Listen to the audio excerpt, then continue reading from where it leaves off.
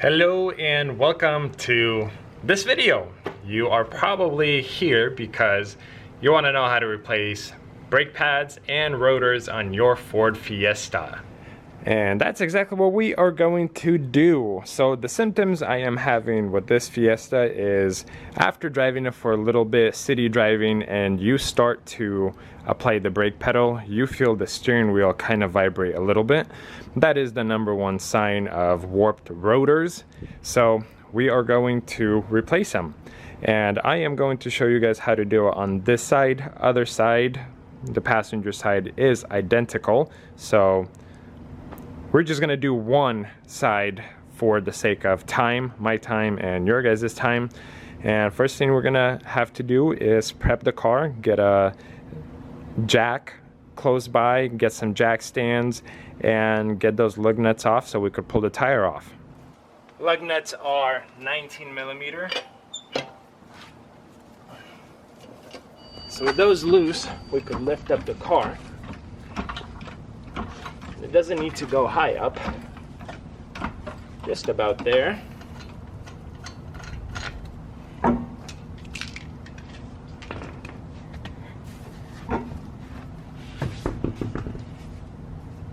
A good way to check if your rotors are warped, if you take your finger and you run your finger up and down the rotor like this.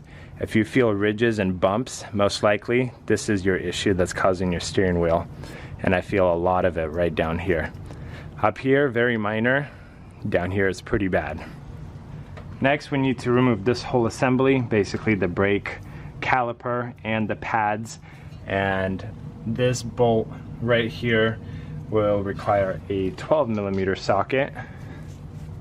12mm, it will go on like so. And then this bolt right here and the one underneath it are 15mm. This bolt, the 12mm, and the one under it require a two-step process. So from one end you're going to hold this nut in place, and then from the back you are going to unscrew the bolt.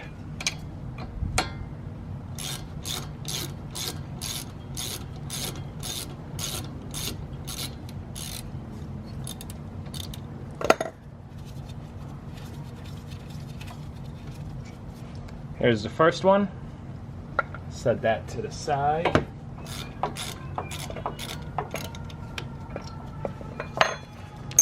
And the second one. This will allow us to slide this off. It's not super heavy, so you could just place it here. You could take out the brake pads, which are honestly pretty good brake pads. But our issue is not the brake pad, it's the rotor itself. Now we are working on the 15mm. I usually use my breaker bar.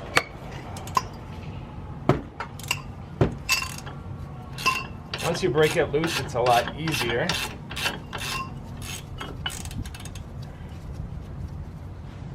Here's the first one. And number two. Once you get both of them out, this just falls down. Now, this literally just slides off. And see this side, towards the bottom, is where I feel the roughness of this rotor. So we could set that aside. New gloves on, new rotor in hand, just so that we don't really contaminate it. Slide it over. And now we get to work backwards.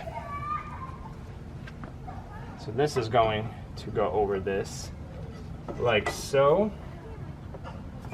And thread on your bolts. Here are the new brake pads.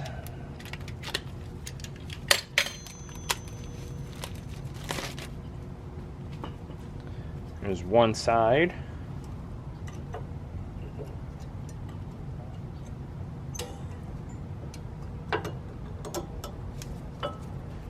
just like so. And now do the other side. There we go. So last piece we need to do is this, but since we had the old brake pads in here, the cylinder is pushed out more than, well, it's not gonna go over the new brake pads, so we need to decompress this cylinder. The best way to do that is to use an old brake pad. Put it in here, and then use one of these tools. You could find this on eBay. I believe Home Depot carries them now. Walmart probably has them. I think it's called a brake cylinder decompression tool. Then essentially, you just twist it until this cylinder decompresses back inside.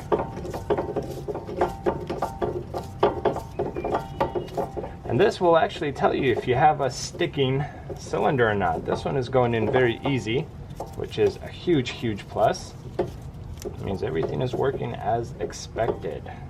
We are at the end. There we go.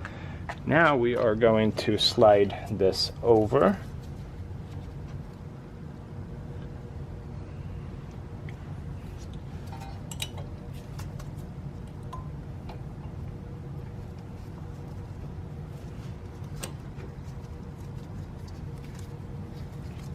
And I usually tighten everything I can by hand as far as I can.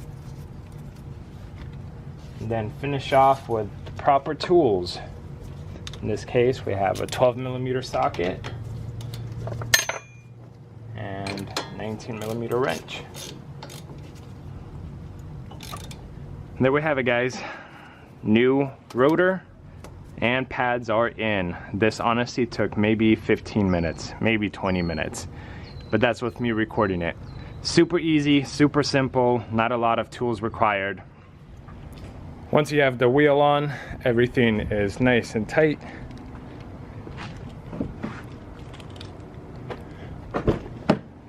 You'll want to get in, start your car,